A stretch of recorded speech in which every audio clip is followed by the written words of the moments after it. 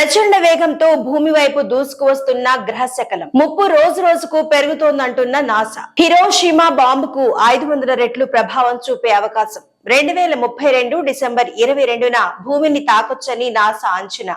గాలిలో పేలిపోయినా పెను ప్రభావమే ఉంటుందని వివరణ. అంతరిక్షంలో ఓ భారీ గ్రహశకలం భూమి వైపు దూసుకొస్తోందని నాసా శాస్త్రవేత్తలు వెల్లడించారు. 2023 డిసెంబర్లోనే ఈ గ్రహశకలాన్ని గుర్తించామని, దీనిని 2024 YR4 గా వ్యవహరిస్తున్నామని చెప్పారు. ఈ గ్రహశకలం భూమిని తాకే అవకాశం కేవలం 1% ఉందని తొలుత అంచనా వేసిన శాస్త్రవేత్తలు తాజాగా ఈ ముప్పు రోజు రోజుకు పెరుగుతోందని ఆందోళన వ్యక్తం చేశారు. దాదాపు 40 మీటర్ల నుంచి 90 మీటర్ల పరిణామంలో ఉన్న ఈ ఆస్ట్రాయిడ్ 2032 డిసెంబర్ 22న భూమిని తాకొచ్చని చెబుతున్నారు. ఈ ఏడాది జనవరి 29న మరోసారి 2024 YR4 కదలికలను పరిశీలించగా భూమిని తాకే ప్రమాదం కేవలం 1% ఉందని తేలిందన్నారు. అయితే ఈ